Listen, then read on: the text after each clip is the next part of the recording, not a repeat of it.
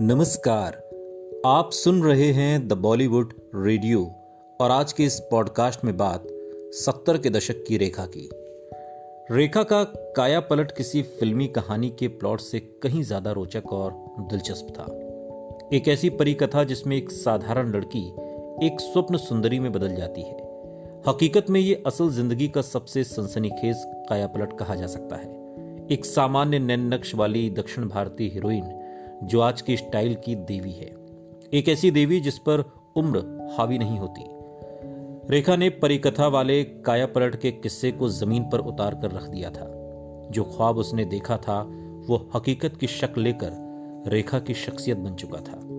शुरुआत में रेखा ने सनक की हद तक डाइटिंग की। रिपोर्ट्स की माने तो उन्होंने कई बार 2 महीने तक सिर्फ दूध पिया और इसी तरह की डाइटिंग से जुड़ी कई सख्तियां खुद पर बरती। वो इरादा कर चुकी थी कि अपने अहद पर कायम रहने के लिए वो किसी भी हद तक जा सकती हैं। आखिरकार 1 साल बाद एक बिल्कुल नई रेखा अवतरित हुई। पूरे शरीर में 1 इंच भी अतिरिक्त चर्बी नहीं थी।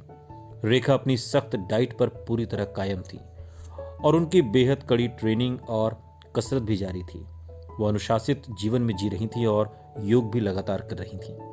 70 के दशक में वो फिल्म इंडस्ट्री में योग और एरोबिक्स का ट्रेंड लेकर आई, जब ये सब बिल्कुल आम नहीं था।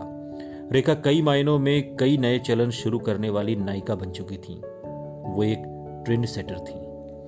वरिष्ठ फिल्म पत्रकार और फिल्म निर्देशक खालिद मोहम्मद की माने तो रेखा की बदली हुई शख्सियत ने दर्शकों को हैरान कर दिया था।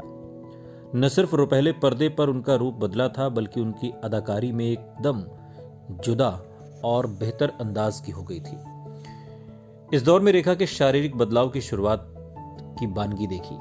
उन्होंने अपने मेकअप, कपड़ों के स्टाइल के साथ ही अपनी अभिनय की अदायगी और हिंदी भाषा पर भी जमकर काम किया, उसे बेदाग बना दिया। 70 के दशक में मेकअप आर्टिस्ट फिल्मों में भी रंगमंच की पुरानी पड़ चुकी मेकअप तकनीकों का ही इस्तेमाल करते थे।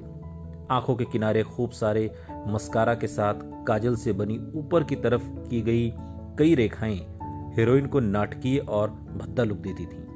रेखा ने समझ लिया था कि मेकअप इस शो बिजनेस का सबसे अहम हिस्सा है। कहा जाता है कि उन्होंने लंदन जाकर वहां के मेकअप स्कूल में बाकायदा मेकअप करने की तालीम हासिल की। उन्होंने मीना कुमारी के मेकअप मैन राम दादा को अपने साथ जोड़ लिया। राम दादा अपनी मौत तक रेखा के साथ काम करते रहे। रेखा ने एक बार कहा था, मेकअप एक कला है। मैंने देखा कि मेरे नैन नक्श सही मेकअप के साथ बेहतरीन ढंग से उभारे जा सकते हैं। 1972 में आई रामपुर का लक्ष्मण में मेरी पलकें बेहद डरावनी थीं। मुझे लगा ये मैं हूं ही नहीं, लेकिन राम दादा ने मुझे इस तरह की मुश्किलों से उबार लिया। काफी वजन घटाने के बावजूद रेखा अपने पीछे के हिस्से को लेकर काफी असहज रहती। कहती, मैं अपने कूल्हों को ठीक करने के लिए कुछ नहीं कर सकती। यहां तक कि अपने सपनों में भी मैं ऊपर के हिस्से में तो बेहद खूबसूरत नजर आती हूं, पर मेरे कूल्हे बड़े ही होते हैं। सुनते रहिए द बॉलीवुड रेडियो, सुनता है सारा इंडिया।